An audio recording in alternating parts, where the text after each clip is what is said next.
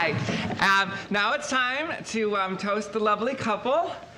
And who better to start things off than the most important person in Grace's life? Her friend, her confidant, and it pains me to admit this, but the most gorgeous man I know. Ladies and gentlemen, please welcome to the stage, me!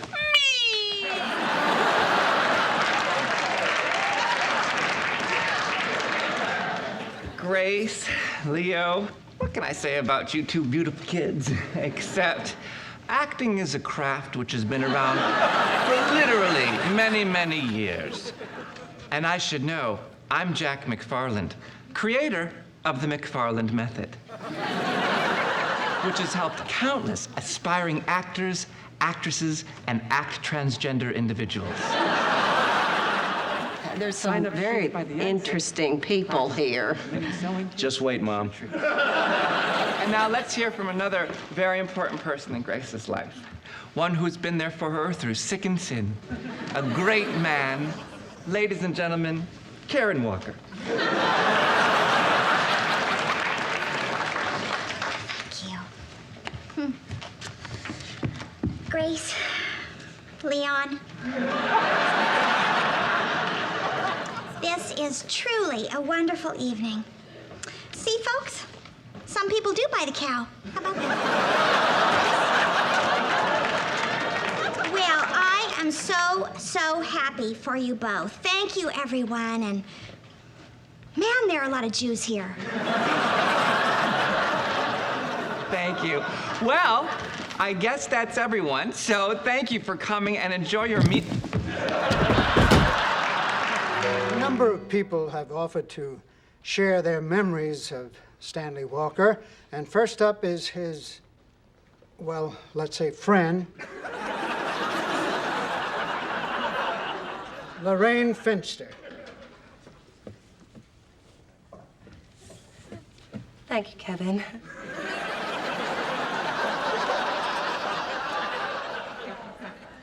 Stanley Walker was a giant bear of a man. And underneath that giant bear was a smaller bear. And underneath that bear was me. Gasping for air. When I first met Stanley, I was working in the cafeteria of a white-collar prison. At the time, I was deeply involved with the handsome embezzler who led a major telecom company into bankruptcy. When I laid eyes on Stanley, all thoughts of other criminals were forgotten. Stanley Walker was a great man. A big man. A fat man. But he was also a kind man. A family man. A surprisingly good dancer. Good evening, ladies and gentlemen. I am your host for this evening, Jack McFarland. Hello. And to honor those of you who have traveled so far from Great Britain to be with us here tonight, I will be translating my remarks into English. And now, for their first dance as husband and wife. And now, for their first dance as husband and wife. Please welcome to the fabulous Caesar's Ballroom. Please welcome to the fabulous Caesar's Ballroom, Mr. and Mrs. Lyle Finster. Mr. and Mrs. Lordy Lou Bumbershoot.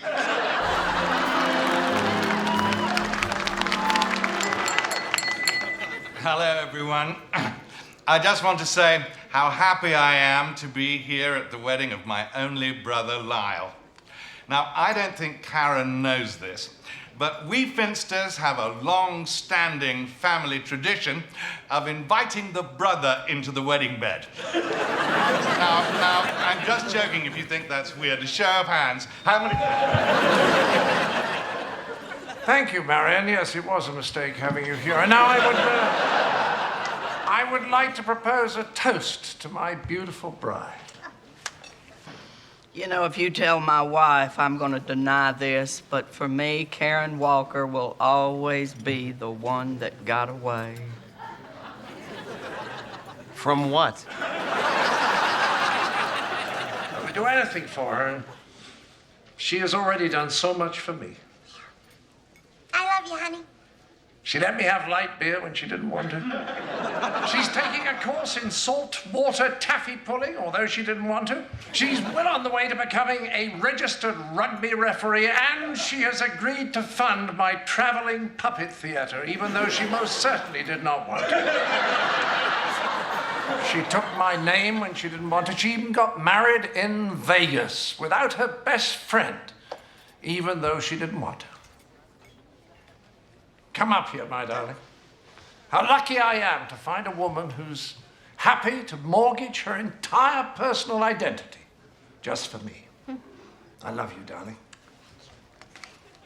Would you like to say something?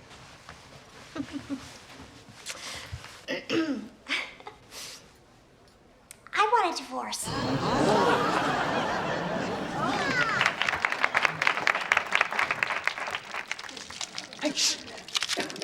Friends, parents, and classmates. Today, I'd like to talk to you about what it means to follow your heart. They say dreams are like soap.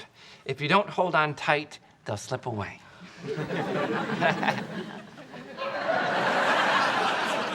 A man who has let go of his dream is like a child who has let go of his balloon. I thought dreams were like soap. Dreams can be more than one thing. We're all here today because we refused to let go. I've always dreamed of the day when I would become a nurse. Pausing. Good. Ever since I was a child, I knew this is what I was meant to be. That's not a pause. That's where your voice breaks with emotion.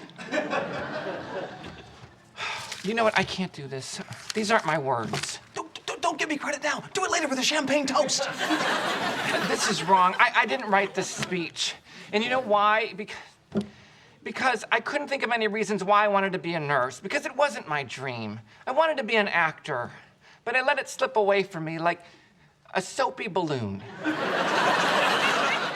But standing here in front of all of you right now, reading words I don't believe and don't really understand, makes me realize I still want to be an actor. I had no idea you felt like that. I love acting. I love the attention and the applause. When you're a nurse, the patient gets all the attention.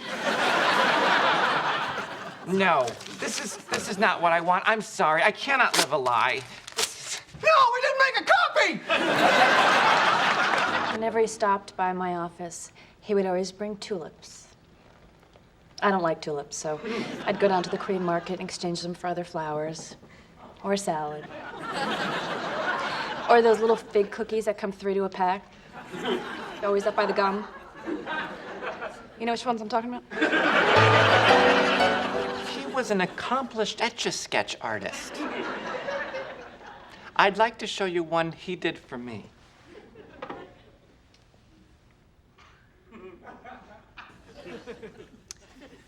I will always remember you, Stanley Walker. Always remember it, Stanley.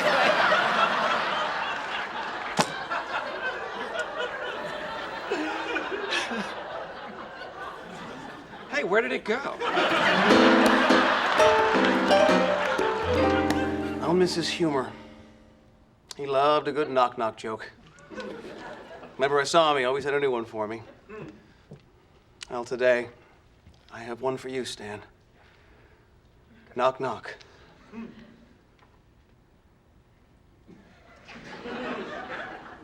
Knock, knock. There. Will. Will who? We'll miss you, Stan.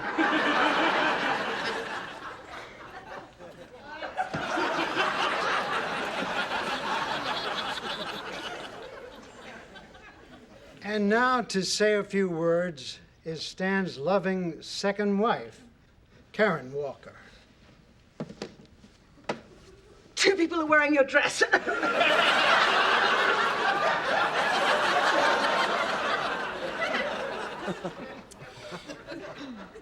Most of you know about the recent troubles Stan and I have had.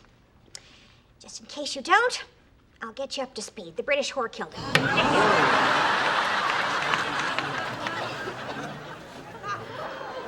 truth is, we really did care about each other. I guess what I'm trying to say is, I want you all to leave so I can find out what's in his will. I'm not kidding. If you're not in the will, please exit. The good people at Neutrogena have provided wonderful gift bags. Please pick one up on your way out. Hi. I remember the first time I met Grace. It was freshman year at Columbia. And I was pretty much like any other college guy. I lived in a dorm with the bare essentials, futon, stereo, cast iron, enamel fondue pot. And anyway, one night I was making up a batch for myself and my roommate, Rob. I am not gay, everyone. You hear that? I love the ladies. I'm a breast man. So, the chocolate was just coming to a gentle boil when this creature appeared at my door, sniffing. I looked at her, she looked at the chocolate, and the two of them have been together ever since. No. I joke a lot about Grace, but, well, the truth is I couldn't be happier for her today. Leo, I was the first man to ask her to marry me, and I know you're gonna be the last. To you guys. Larry, you should get up and say something. They spoke at our wedding. That was a gay wedding. It didn't really count. That joke isn't funny anymore. It is to me. Hi. This reminds me of something my grandfather once said. Where's that Jamaican woman who feeds me? I'm not very good at this, but someone who was Lord Byron, so I stole this from him. The light of love, the purity of grace, the mind, the music breathing from her face, the heart whose softness harmonized the whole, and oh, that eye was in itself a soul. To my wife.